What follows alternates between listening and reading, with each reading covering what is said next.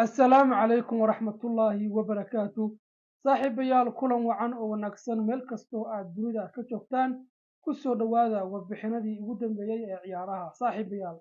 وحن صاحب يال يقدونا عياريهنا وين اسكب حي قارد يوروب شنتو ريال وين قارد يوروب waxa Ismaaciil la soo dhaafay ka baxayay ciyaaryahana waaweyn oo laga timi doono dhammaan shanta horyaal ee waaweyn qaaradda Yurub waxa iska baxay kooxda Paris Saint-Germain لاعبka lagu magacaabo Leo Andres Messi oo haysta 7 Ballon d'Or لاعبkan wuxuu hore ugu soo ciyaaray kooxda Barcelona waxaana ku soo qaaday koob waaweyn asagoo la filayay inuu dib ugu laaban doono kooxda ka ciyaarta horyaalka La Liga ee Barcelona ee gobolka Catalonia laakiin taas may dhicin oo wuxuu aaday wadanka Mareykanka waxaa sanadkii la soo dhaafay iska digay horyaalka Premier League لاعبka lagu magacaabo Cristiano Ronaldo oo ku biiray kooxda ka dhisan wadanka Sacuudi Carabiya waxa kaloo usbuucii la soo dhaafay ka baxay wadanka magaalada Madrid لاعبka lagu magacaabo Karim Benzema oo ahaa laacibada ugu waaweyn qaaradda Yurub maadaama sanadihii la soo dhaafay oo dhan uu ka muuqday kubadda dhammaan qaaradda Yurub oo dhan dhex taala wuxuuna sanadkii la soo dhaafay ku soo guuleystay Champions League iyo Ballon d'Or لاعبka lagu magacaabo Sheikh Karim Benzema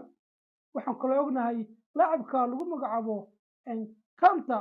inuu iska baxay kooxda kubadda cagta Chelsea asagoo ku biiray wadanka Sacuudi Carabiya horyaalka ka dhisan iyo kooxaha waaweyn wadanka Sacuudi Carabiya dad badan ayaa isweydiinaya sababta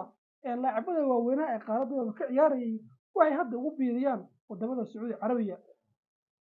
number 1 qaaradda Yurub naadiyasha ka dhisan ma ahan kuwa ixtiraama ciyaaryahanada u soo halgamay waxaan ognahay sida uga baxay لاعبka lagu magacaabo Cristiano Ronaldo kooxda Manchester United iyo Real Madrid waxa uu soo horay dhiiga waxa uu soo qaaday wax walba ay u soo qaaday ay muhiim u tahay kooxi laakiin markuu ka baxay wuxuu uga baxay si aan aad u fiicnayn oo loo muujin wax xushmada la'aantaas ayuu ka cararaya ciyaaryahanada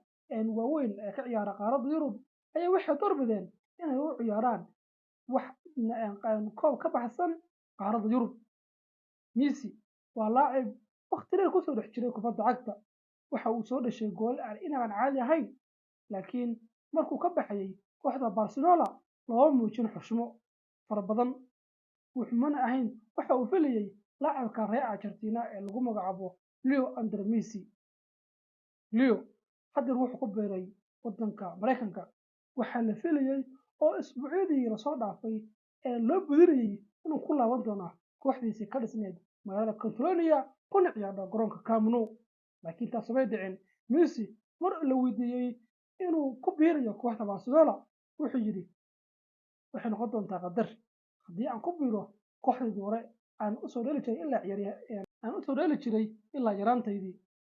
laakiin Leo Andres Messi ma ahayn wax laga filayay inuu ku biiro wadanka Mareykanka oo waxa islahaa waxa ku soo laaban doonaa labada horyaal ee waaweyn qaaradda Yurub horyaalka La Liga iyo horyaalka lagu magacaabo Premier League laakiin taas may dhicin saaxiibayaal wararkeena suuqa kala iibsiga aan ka faaqiidinay ciyaaryahanada Yurub ciyaaryahanada waaweyn ee Yurub ka sii baxaya intaas ayaan ku soo gabeynaa wixii wara ee ku soo kordha ciyaaryahanada kale ee ka baxa qaaradda Yurub halka ayaa kala socdaan saaxiibayaal waan ku mahadsantihiin saaxiib la jaanqaadkii